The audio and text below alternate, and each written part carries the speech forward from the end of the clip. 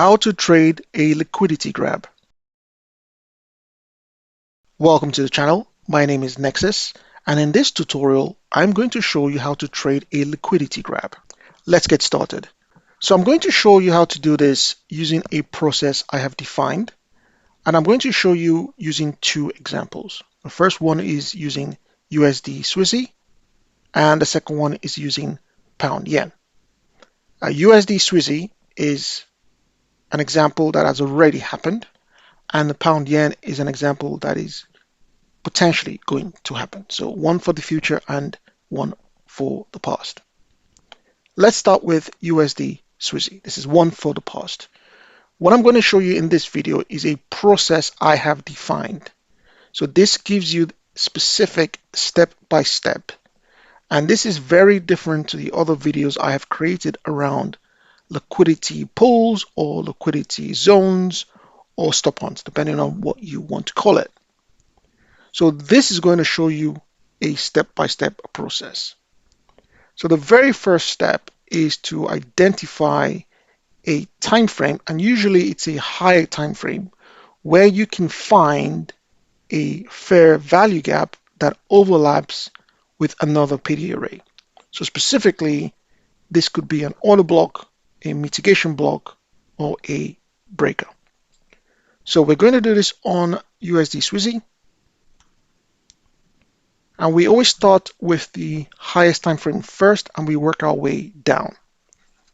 So you'll start with a monthly, and what you're trying to do again is step one, identify a fair value gap that overlaps with a PD array like an order block or mitigation block. Now I don't see anything that is obvious right here, so I'm going to go down another time frame. Let's go to the weekly. Okay, right here we can see an order block right here, and we can also see this fair value gap. Okay, so I'm going to highlight the fair value gap, and then I'm going to use the replay button to show you what. I'm just going to make that orange. All right, okay. So I'm going to grab the replay button. I'm going to take all this away.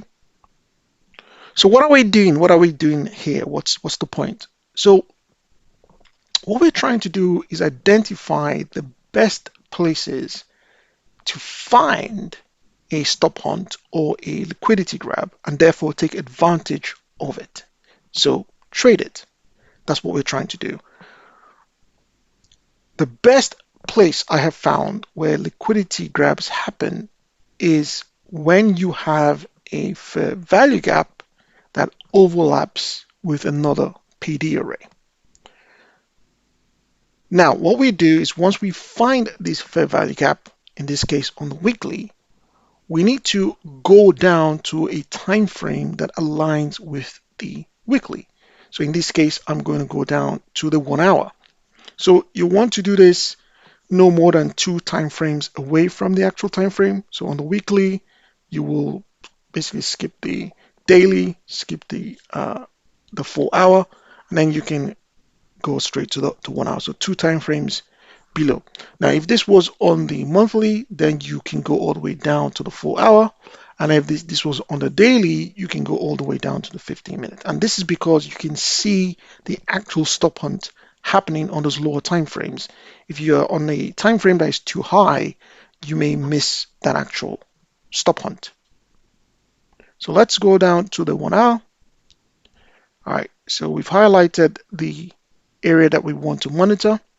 And what I'm going to do is we're just going to monitor this trade. Okay, so I'm just going to click the play button. All right. So we're waiting for that stop hunt to happen.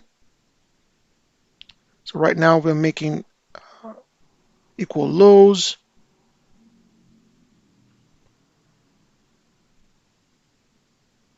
Okay, we just wait, bang. Okay, so we've clearly got a stop hunt right there. We've taken out all these equal lows. This is so remember this area right here is the higher time frame, the weekly, where we had the fair value gap that overlapped. So this is your step two, is you go down to the lower time frame and find this actual stop hunt. But how do you actually trade it? So you don't want to jump onto the trade as soon as the stop hunt happens. You need to wait until price breaks the high, the last swing high it's made, and closes above that. So it works like a breaker. So let's keep playing this. All right. So the last swing high will be right here. So on this time frame, it will be right there. Okay. So we want price to close above that level. We also want to see preferably a fair value gap created when it does that. And then finally, we just wait for price to come back into that fair value gap. And then that's when we trade it. So let's see what happens. The daily. So right there, we haven't closed above it. That's just a wick. We keep watching price. Does it make it lower low? It doesn't. Okay, bang. Right. So we make a close above that swing. And actually, we've also tapped into that fair value gap. So you can see there's another fair value gap right here, which is what we like to see right there. There's another fair value gap.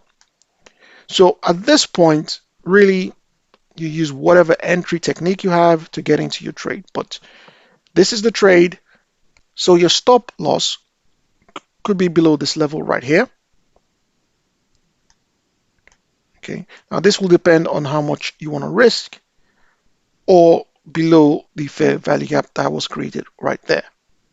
Now this is completely up to you. But let's conclude this. Okay, we just quickly watch the replay, see what price does. Where are we targeting? Well, we're targeting any PD arrays above that level. So that will be the first level you can target, that swing right there. And then if we go further back, so that swing is the first place you'll be looking at to target. The next swing high right there. So let's put a line across that. That's the next level. And of course, the next level is above that. But you just manage to trade accordingly. Okay, so when you want to exit, there you go, that's hit that level. So you can just exit your trade. So that's basically it. Find a higher time frame fair value gap that overlaps, go down to a lower level, so 2 levels below, monitor the trade, and then determine if it's the best trade to enter. And you have to wait for price to close above the last swing that it's made, wait for the fair value gap, and then that's your entry. So that's on USD Swissy.